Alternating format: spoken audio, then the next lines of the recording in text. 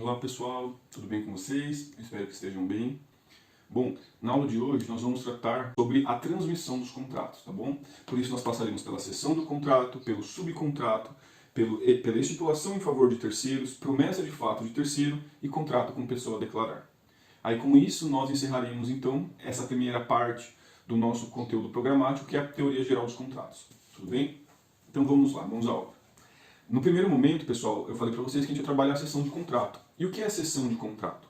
A sessão de contrato, ela consiste na transmissão de uma posição contratual, tá bom? Onde um contratado inicial, ele será substituído por outra parte.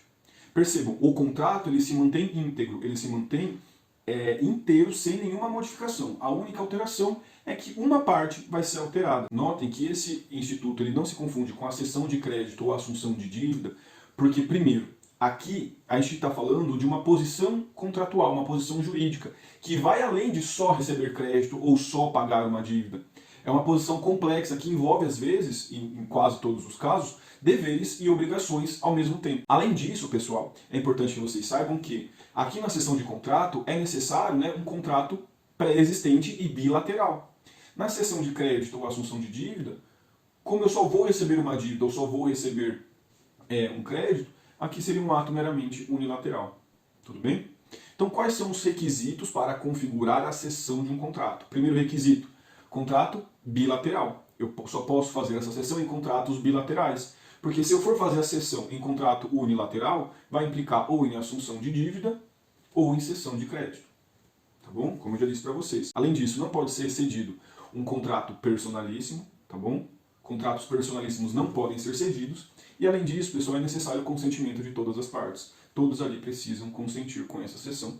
Tanto quem fica, quanto quem sai, quanto quem entra, tá bom? Sobre extensão de contrato, é isso. O próximo ponto da aula de hoje, então, é o subcontrato. E qual o conceito de subcontrato? O subcontrato é um negócio jurídico bilateral, ou seja, um contrato subordinado a um outro contrato principal e celebrado por uma das pessoas deste contrato principal com base nos direitos que ela adquire nesse contrato principal. Ou seja, eu faço um contrato de locação, por exemplo, com a Tassiane. Aí a Tassiane me aluga esse bem e eu, dentro desse bem, pego e falo assim, não quero mais ficar morando aqui, quero ganhar dinheiro com isso aqui. O que eu faço? Eu pego e alugo esse bem para uma outra pessoa.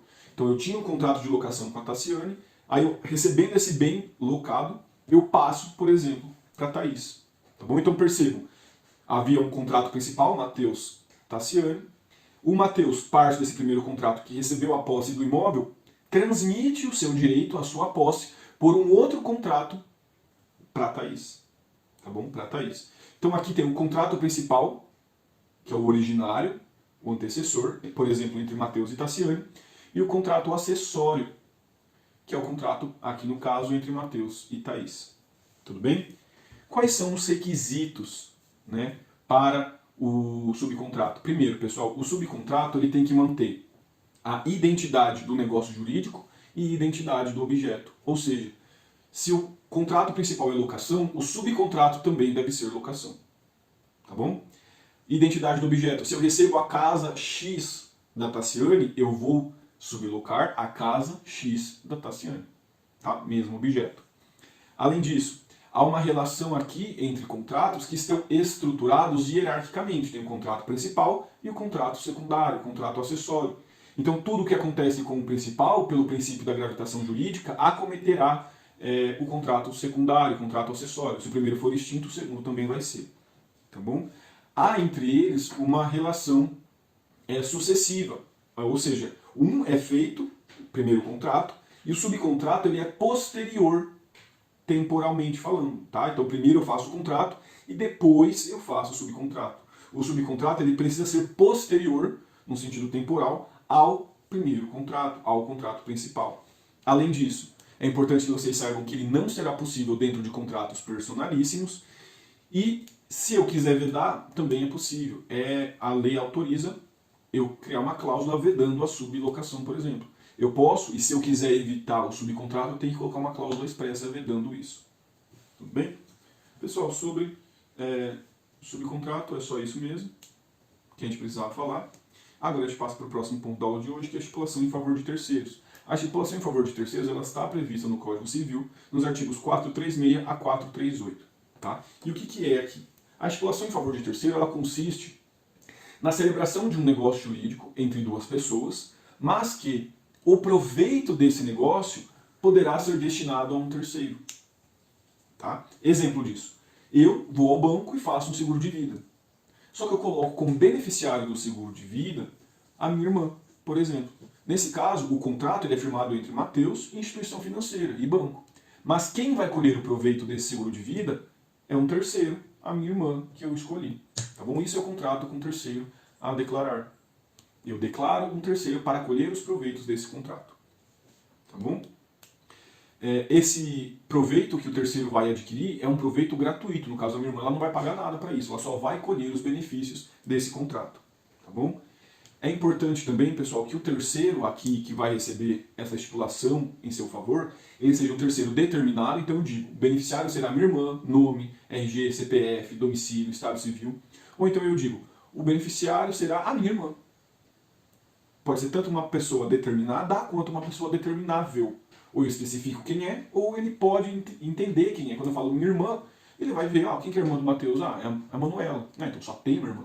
Então é ela só que vai receber. Tá? Então ou é determinado, eu já pré-determino quem vai receber o benefício, ou determinável. Eu dou algumas características que apesar de não especificar, você vai compreender quem é o beneficiário. Professor, e caso o banco, no caso seguro de vida, ele não cumpra com a parte dele?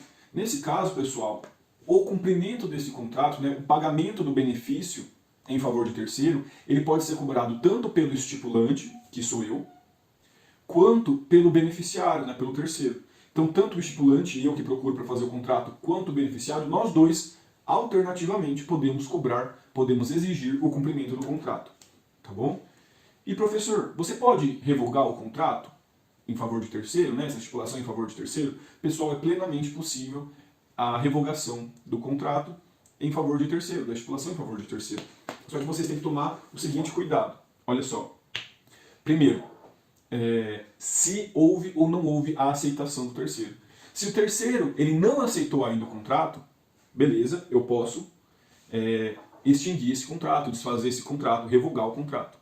Agora, se o terceiro ele já aceitou o contrato, eu não posso mais revogar. Porque ele já vai, já espera os benefícios, já tem esse direito de colher os benefícios. Tá bom? Então, posso revogar o contrato? Posso, mas depende do caso. Se o terceiro já aceitou, não posso mais. Inclusive, esse terceiro já vai poder exigir o cumprimento. Entretanto, se ele não aceitou, se ele ainda não teve conhecimento, eu posso livremente revogar o contrato. Uma observação interessante que a gente tem aqui sobre a estipulação em favor de terceiros, pessoal, está no artigo 438. O artigo 438, ele vem falar sobre uma cláusula de reserva de substituição, ou seja, ele vai falar que o estipulante, que é quem for celebrar o contrato, ele pode trocar a parte que figurava nesse contrato com o beneficiário, tá bom? Mas nesse caso, pessoal, ele precisa da anuência para trocar a parte? Não, tá bom? Ele não precisa da anuência para trocar a parte. Então, se eu nomeio a minha irmã como beneficiária do seguro de vida, depois eu brigo com ela e quero colocar a minha mãe, eu posso fazer isso e não preciso do consentimento da minha irmã para realizar a troca, tá bom? Como isso é uma disposição legal e inclusive é uma previsão contratual, nesse caso deve haver a previsão contratual, e eu preciso deixar isso claro, quando a minha irmã ela aceitou o contrato, ela aceitou em todos os seus termos. E um dos termos do contrato era essa cláusula que me dava o direito de alterar o beneficiário quando eu quisesse. Então ela aceita isso também. Tá bom? Então, se há a cláusula autorizando a troca e eu quero fazer a troca, com relação à estipulação em favor de terceiro, pessoal, era só isso que a gente tinha para falar. Pessoal, agora nós vamos para o penúltimo ponto da aula de hoje, que é a promessa de fato de terceiros, que está regulado no artigo 439 e no artigo 440 do Código Civil. O que é a promessa de fato de terceiro? Como o próprio nome já diz, pessoal, na promessa de fato de terceiros, eu prometo que alguém, um terceiro, fará algo para você. Tá bom? Então aqui no caso, eu prometo que eu vou conseguir o show da Anitta para você. Eu faço uma promessa a você que eu conseguirei um fato da Anitta, de terceiros.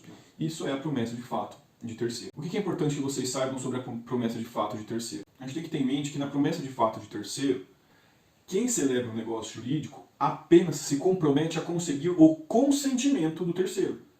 Então, se eu falo que eu vou conseguir o show da Anitta, eu me comprometo a conseguir o consentimento da Anitta em fazer o show.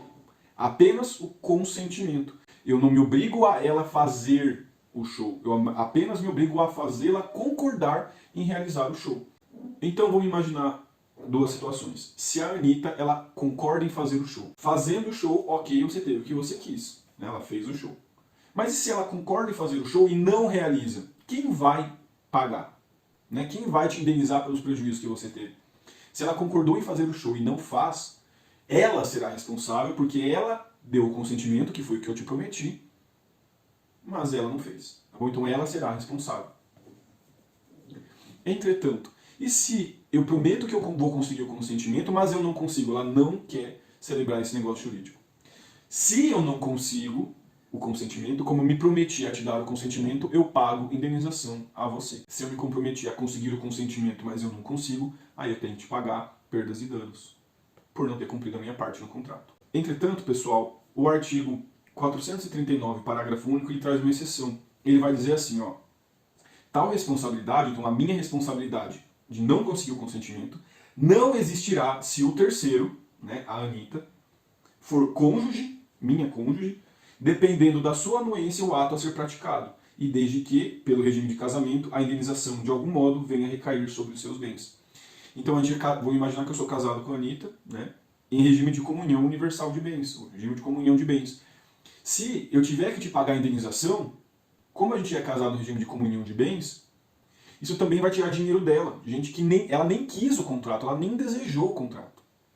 Tá bom? Então, como regra, eu respondo se eu não conseguir o consentimento. Entretanto, se eu não consigo o consentimento, mas eu não consigo o consentimento do meu cônjuge, nesse caso específico, e se o regime de bens que a gente tem, por exemplo, comunhão de bens, for implicar na perda patrimonial da minha cônjuge, no caso da Anitta, também, aí eu não vou responder porque eu não posso prejudicá-la. Tá bom? Então eu tenho que analisar o regime de bens e se a pessoa que eu prometi que ia conseguir o consentimento é minha esposa ou meu marido, por exemplo. Sendo meu cônjuge e o regime de bens que a gente tem for afetá-la caso eu tenha que pagar a indenização, porque vai sair do nosso patrimônio, eu não preciso pagar a indenização, somente nesse caso. Agora, se a gente tem um regime de separação de bens, em que os meus bens não se comunicam com os bens dela, aí, né, pelo regime de bens ela não vai ser afetada, porque eu vou responder somente com os meus bens, aí eu posso pagar. Tá bom? Então, nesses casos, é importante que vocês vejam duas coisas. Primeiro, como regra, eu pago se eu não conseguir o consentimento, exceto, para eu não pagar a indenização, tem que ser cônjuge, que nega o consentimento, e o regime de bens nosso, há o compartilhamento dos bens, e esse compartilhamento vai implicar em perda patrimonial de quem não consentiu. Tem que ter os dois requisitos, tá bom? Cônjuge e perda patrimonial para o meu cônjuge. Agora, se o meu cônjuge tem um regime de bens que não vai afetá-lo, não tem por que falar nessa proibição, eu pago sim indenização. Agora, se de alguma forma ele for afetado com isso, aí eu não posso responsabilizar quem não quis contratar. Daí, no caso específico aqui, esse contrato será extinto sem perdas e danos. No caso aqui, o contrato será extinto sem perdas e danos. Tudo bem? Agora a gente vai para o último ponto da aula de hoje, pessoal, que é o contrato com pessoa a declarar, previsto nos artigos 467 e 471 do Código Civil. Tá? Aqui, o contrato com pessoa a declarar, ele consiste na faculdade de, no momento da conclusão do contrato, uma das partes trocar, né, nomear outra pessoa para substituí-la naquele caso. Então aqui no contrato com pessoa a declarar, eu, no momento de concluir o contrato, né, indico uma outra pessoa para me substituir. Tá? Isso é contrato com pessoa a declarar. Eu declararei uma pessoa para entrar no meu lugar aqui. Eu tenho a faculdade de escolher uma pessoa para entrar. Aqui depende, obviamente, pessoal, de cláusula contratual me dando esse direito. O contrato me autoriza, no momento da execução, indicar outro para me suceder, outro para tomar o meu lugar aqui nesse contrato. Então, o contrato com pessoa a declarar, conceito, é a faculdade atribuída a uma das partes de, no momento da conclusão do contrato, indicar terceiros, tá, para assumir seus direitos e obrigações. Isso, como eu disse para vocês, depende de uma cláusula contratual já expressa. A pessoa que eu vou nomear, ela tem que aceitar esse encargo, essa assunção dessa posição. E essa aceitação, ela tem que ser feita pelo mesmo instrumento que o contrato foi feito. Se era um contrato particular, ela tem que fazer um instrumento escrito particular. Se o contrato era uma escritura pública, ela tem que fazer esse aceite por uma escritura pública. bom? E qual que é o prazo? O prazo, pessoal, ele vai estar previsto no contrato. Se não houver previsão no contrato, a lei diz que tem que ser pelo menos 5 dias antes da conclusão. Tá? Então, o prazo que a gente fixou para realizar a prestação, eu tenho que até 5 dias antes nomear. Se eu não nomeio dentro do prazo estipulado pela lei ou pelo contrato, eu não poderei mais trocar e eu ficarei naquela relação jurídica. Então, quando que o contrato ele não será eficaz nessa troca? Né? Quando que o terceiro ele não vai entrar nessa relação jurídica?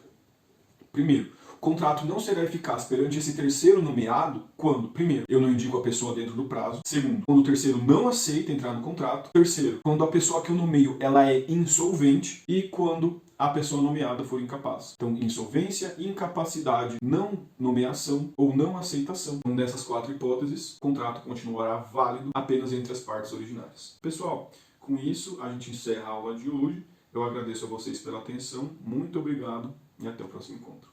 Tchau.